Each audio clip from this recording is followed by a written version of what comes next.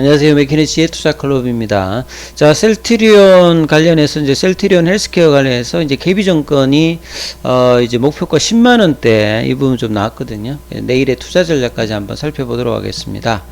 자, 최근에 계속 이제 뭐 셀트리온 헬스케어에 관련되는 목표 주가 상향이 계속 나오고 있다는 말은 펀더멘탈 관련되는 부분에서는 좋아진다. 그래서 시장 관련되는 부분에서 영향을 받아서 주가가 조금 이제 좀 주춤하고 있습니다만, 이 펀더멘탈 개선 관련되는 부분들에 대해서는 헬스케어 같은 경우에도 가장 보수적이었던 이제 신한의 이동건 연구원 같은 경우에도 목표 주가를 10만원대 위로 올렸죠. 그래서 대부분이 이제 뭐 8만원대 이제 있다가 지금 이제 거의 10만원대를 넘어가는 어떤 부분까지도 지금 나와 있죠. 하나증권에서는 11만원까지 보고 있고, 삼성증권이 이제 9만원, 키움증권이 9만원, SK증권이 97,000원, 하나증권 다올, 여기가 이제 10만원대 이런 흐름이죠.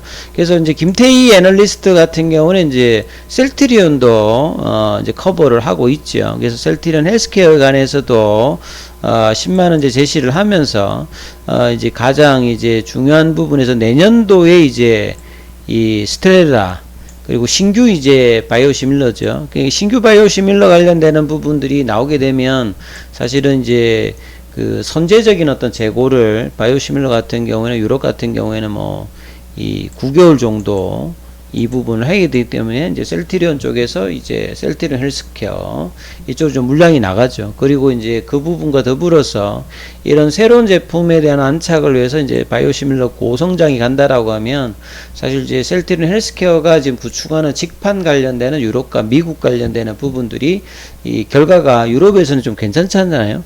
지금 이제 뭐 램시마 SC를 포함해서 이 듀얼 포메이션도 이제 괜찮고, 직판 관련되는 부분에서 점유율이 어느 정도 이제 올라가고 있는 부분들을 램시마 SC를 통해서 상반기 좀 확인을 하고 있지 않습니까? 뭐 이탈리아라든지 프랑스, 독일, 영국 쪽에서. 그래서 하반기도 이제 이 부분들을 확대를 하고, 미국 쪽에서도 이제 새로 출시되는 부분들은 이런 부분들을 계속 확대하기 때문에 수익성 간에서는 이제 굉장히 좀 좋아지는 어떤 부분이겠죠. 그래서 램시마 SC가 내년도까지 이제 고성장을 이어가는 어떤 흐름들이 나온다라고 하면, 여기 관련되는 이제 재고 부분이 있었기 때문에 이게 이제 개선되면 재고 관련되는 부분이 줄면서 수익단에도 개선되면서 셀트리온 헬스케어의 어떤 펀더멘탈 개선이 계속된다, 이런 부분들을 지금 기관들이 목표 주가 상향에 좀 이야기를 하고 있다, 이렇게 봐야 되겠죠.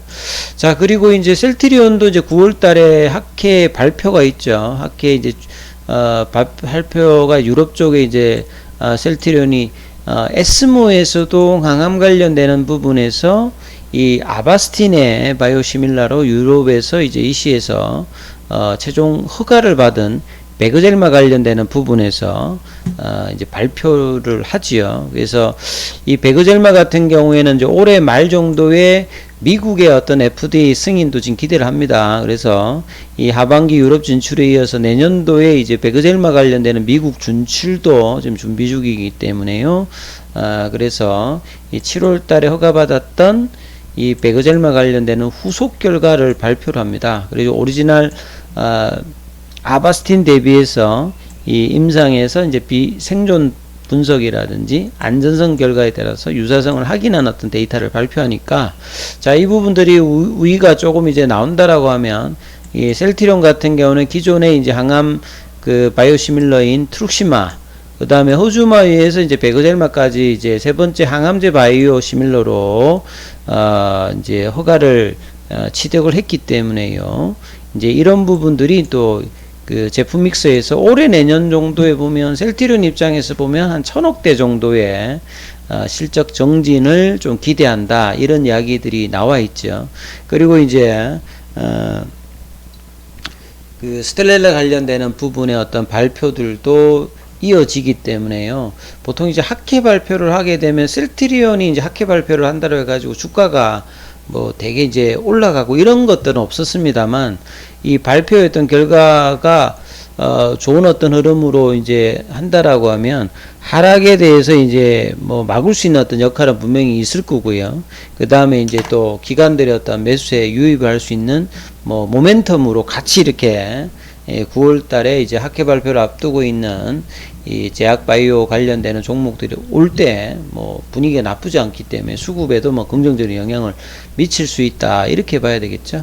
자, 그리고 이제 이 국내 상장사 2,300개 정도 이상이 되지 않습니까? 그 중에서 이 29곳이 영업이익률, OP 마진하고 넷 프로피트 마진이라고 하는 이제 순이익률 관련되는 부분에서 이 30%가 넘는다라고 하면 이제 뭐 10,000원을 팔게 되면 한 3,000원이 남으니까 이런 것들 이제 초활자 기업이라고 하는데, 여기에 셀트리온 이제 순위를 보게 되면 2021년도 작년도 기준이죠. 초활자 기업에 이제 들어가 있습니다. 보시게 되면 매출도 작년에 이제 셀트리온이 이제 1조 6천억대 정도가 했고요. OP 마진이 44%죠. 네이버가 한 31%고, 이제 진단키트 관련되는 SD바이오센스가 47%, 그 다음에 진단키트 관련되는 뭐 휴마시스 이런 데가 60 정도 OP 마진이 나왔고요. 뭐 시젠이라든지 SK바이오사이언스 이런 이제 바이오 이제 뭐 진단키트라든지 의료기기 관련되는 부분들이 작년도에 굉장히 이제 OP 마진이 높았다, 이렇게 봐야 되겠고요. 그 다음 반도체 관련되는 이제 부품회사 리노공업이라든지 TCK 이런 회사들도 영업이익률이 상당히 높습니다. 그리고 게임 회사들도 있고요. 그 다음 유통 관련되는 강주 신세계, 그 다음에 이제 대부분이 보시게 되면 작년도에 이제 이 OP 마진이 높은 회사들 같은 경우에는 의료기기 회사라든지 그 다음에 셀트리온 같으니까 바이오시밀러 회사 이렇게 돼 있고, 셀트리온도 순이익률도 35.6이고요. 자, 부채 비율도 보통 이제 우리가 자본 대비해서 이제 부채 비율을 따질 때 한 100% 이내로 들어가면 좀 알짜고, 대부분 이제 정상적인 기업 같으면 100%, 그 다음에 뭐 중간 정도면 150, 그 다음에 200이 넘으면 좀 문제가 있다라고 보잖아요. 그래서 셀트리온의 어떤 부채 비율은 32.9%니까 이 재무 구조도 굉장히 안정적이고요. 수익성도 높고, 매출단도 이런데 주가만 사실 그죠. 굉장히 이제 코로나 이후에 고점 대비해서 70% 이상 빠지는, 그래서 펀더멘탈 대비해서 밸류에이션은 상당히 이제 그 매력도가 있는 어떤 가격대에 계속 있지요.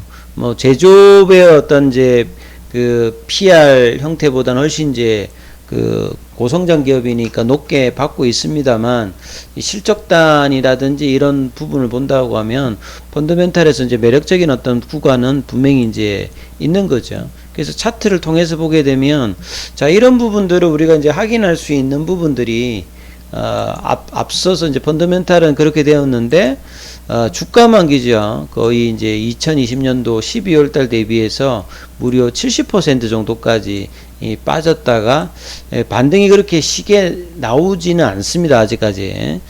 이제 8월 달에 뭔가 이제 한 1년 6개월 이상 만에 이제 추세 전환했어요 하면서 나왔습니다만, 좀 윗꼬리가 났기 때문에 상당히 좀 아쉬웠던 이제 8월 달에 마무리 가격이었죠.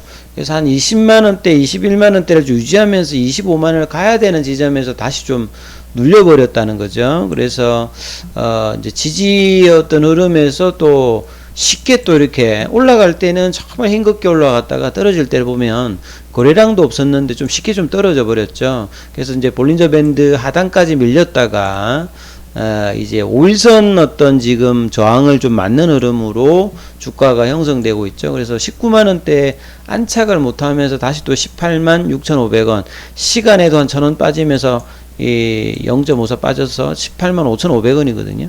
자, 외국계는 이제 어제보다는 오늘 좀 매수를 했고요. 기관들이 계속 팝니다. 그래서 수급이 지금 좀 꼬이는 흐름들이 8월 초까지만 하더라도 좋았는데, 리포트 내고 막 내고 난 다음에 오히려 또 이제 기관들은 팔면서 외국인들도 좀 지속적이지 않고 팔았다가 샀다가 이런 흐름들이 좀 나오면서 주가가 지금 라운드 넘버 가격은 20만원대에 어떤 안착을 못하면서 살짝 밑으로 밀려 있어요.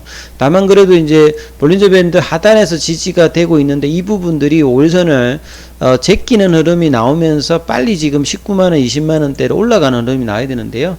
자, 이 흐름들이 이제 내일 정도에는 주말 앞두고 좀 나와서 빨리 이제 20만원대 회복하는 흐름을 9월 달에 좀 찾아야 되겠죠. 지금 이제 전체적인 어떤 추세선에서도 중요한 라인이 여기가 이제 추세선이 나야 되는데 추세선이 조금 이제 누그러들어지죠. 여기가 만약에 저점이 된다라고 하면 그래서 본래 어떤 추세선으로 올라갈 수 있는 흐름들을 타기 위해서 빨리 이제 이 구간으로 가야지. 안 그러면 이제 시간이 걸리면 좀 이제 늘어지거든요. 그래서 이 부분들이 내일 주가 흐르면서 나타나는지를 또 관심 가지시면서 19만원 또 회복 때 이 부분들이 나오기를 또 한번 희망해 보도록 하겠습니다. 여기까지 하겠습니다.